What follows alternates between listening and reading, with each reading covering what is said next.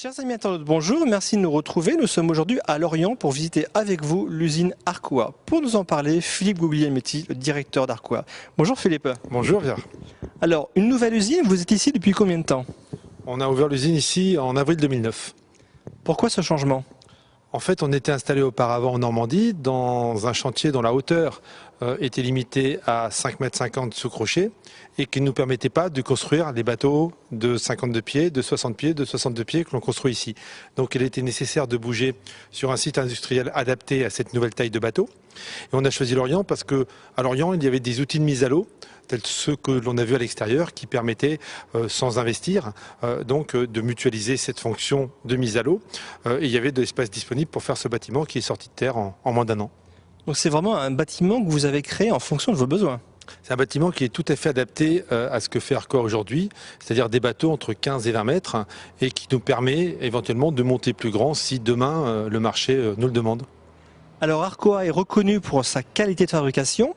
Vous pouvez nous en parler un petit peu? Qu'est-ce qui est le plus sur un Arcoa? Écoutez, un Arcoa tel que ceux qu'on a visités, des bateaux de 60 pieds ou de 62 pieds, sont des bateaux qui vont faire 24 tonnes. Là où d'autres bateaux de grande série vont peser 16 ou 17 tonnes, qu'est-ce qui fait cette différence? Ce qui fait cette différence, c'est d'abord l'épaisseur des cloisons, la façon dont elles sont structurées en nid d'abeille, l'ensemble des isolants qu'on va mettre, isolants plomb, isolants mousse, très denses, qu'on va mettre de façon à ce que les bruits ne filtrent pas. L'ensemble de nos cloisons sont stratifiées, de façon à ce que nos bateaux soient extrêmement rigides. Les épaisseurs utilisées pour faire les coques en composite sont substantielles, de façon à éviter tout effet slamming sur l'avant des coques pendant les navigations.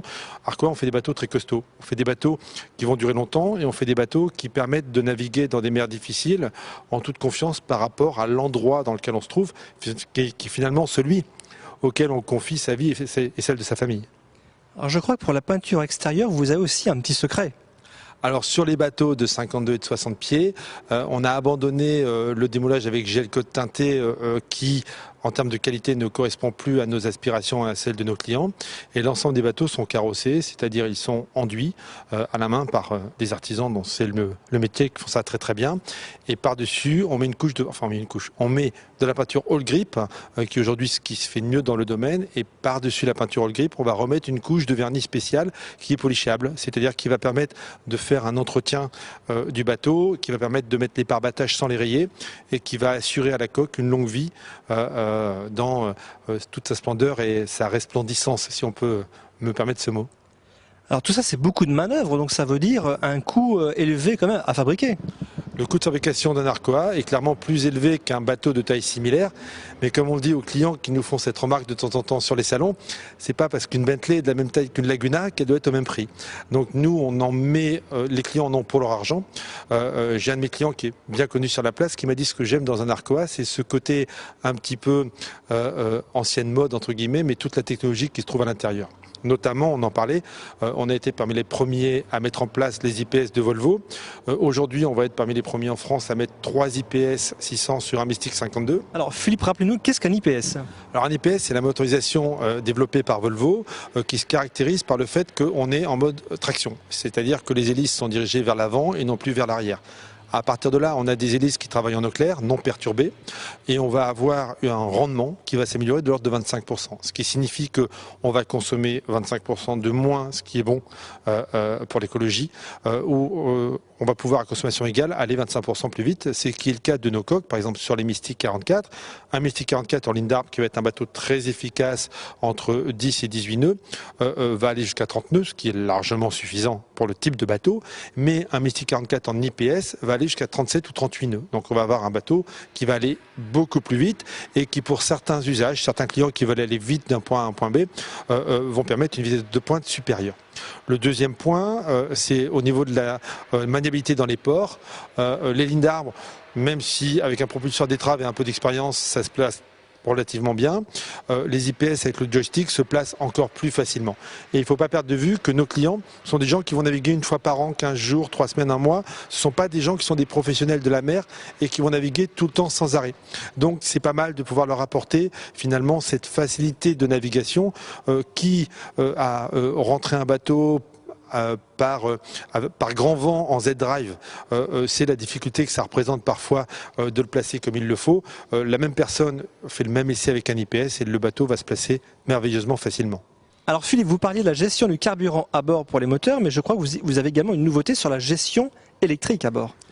Le Sword 52 et le Mystic 60 et le Mystic 62 dès le début, ont été conçus pour être câblés en bus. C'est-à-dire qu'en effet, on a des boîtiers un petit peu partout répartis sur le bateau, ce qui fait qu'on n'envoie que du courant basse tension lorsque c'est nécessaire. Au lieu d'envoyer du courant haute tension partout, eh bien, on envoie, par exemple, si c'est une lampe à allumer à un endroit du bateau, on va envoyer juste la tension nécessaire pour allumer la lampe. Donc à partir de là, beaucoup moins de consommation électrique dans l'absolu, moins d'ampoules qui claquent. Et sur les bateaux, je pense que les utilisateurs vont comprendre ce que je veux dire par cela.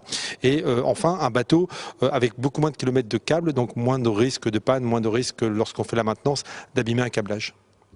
Alors aujourd'hui, un client qui vient vous voir sera sûrement accompagné de son épouse. Les dames, on le sait bien, ont toutes envie de personnaliser leur bateau. Est-ce que c'est possible sur un Arcoa ? Alors c'est également surtout la caractéristique principale d'un Arcoa, c'est-à-dire qu'on va personnaliser les agencements un petit peu comme sur un bateau de plus grande taille. Nous, on s'adresse à cette clientèle qui va acheter des bateaux entre 12 et 22 mètres, qui veut naviguer de façon autonome, c'est-à-dire sans marin ou avec juste un marin, mais pas de capitaine, pas de skipper. Ils veulent être mettre à bord chez eux. Et c'est la même chose pour la cuisine. C'est le moment, les vacances, finalement, de convivialité avec les enfants, avec les petits-enfants, avec les amis, où on veut cuisiner, accueillir sur son bateau. Et à partir de là, on va agencer son coin réception. Et son coin réception, c'est quoi? C'est l'endroit où on va manger et c'est l'endroit où on va préparer le dîner ou préparer le déjeuner. Donc, sur un Arcoa, les cuisines en général sont sur le pont principal vers l'arrière, ce qui permet bien à celui ou celle qui va préparer la cuisine de rester en contact avec ses amis qui se trouvent sur le pont à l'arrière. Et forcément, on va avoir des clients qui savent parfaitement le type de matériel qu'ils vont utiliser. Il y en a qui va vouloir une plaque japonaise parce qu'il va faire ses grillades d'une certaine façon. Il y en a un autre qui va vouloir un ice maker très particulier parce qu'il va consommer beaucoup de glace, il veut un certain débit. Il y a un certain nombre de spécificités et on fait, en fait, on conçoit les meubles qui vont constituer la cuisine du pont extérieur. Intérieur et extérieur. Intérieur et extérieur. C'est surtout sur l'extérieur que les choses se jouent, puisque à partir du moment où on a la possibilité de faire à l'extérieur, sur nos bateaux, les gens se focusent beaucoup sur l'extérieur, qui va être un endroit très convivial. Mais ceci étant, sur l'intérieur, on le fait également. Mais on se rend compte qu'il y a un gros investissement client sur les extérieurs, parce que c'est finalement l'endroit où ils vont se trouver, où ils rêvent de se trouver. On va personnaliser quasiment chaque console extérieure de Mystic 60, de Mystic 62 ou de Sword 50. Philippe, hormis les bateaux neufs que vous construisez, est-ce que vous faites également du refit ou de l'entretien de vos bateaux ? On fait de l'entretien. On a par exemple cet hiver, on a hiverné 3 Mystic 44. Les bateaux sont revenus beaux, ils sont repartis très très beaux. Philippe, pour conclure, en un mot, pour résumer le mode de fabrication de vos bateaux. C'est de la fabrication artisanale, comme vous le voyez, les bateaux sont un à côté des autres, on n'est pas dans le débit, il faut un peu de temps pour construire un Arcoa, c'est-à-dire qu'on ne va pas fabriquer un bateau en 6 semaines, un Arcoa ça va se construire en plusieurs mois, même un Arcoa de petite taille, donc ça veut dire que c'est un cycle client qui est plus long, donc c'est des bateaux qui sont construits en association avec les clients. Philippe Guglielmetti, merci pour toutes les informations. Merci Pierre.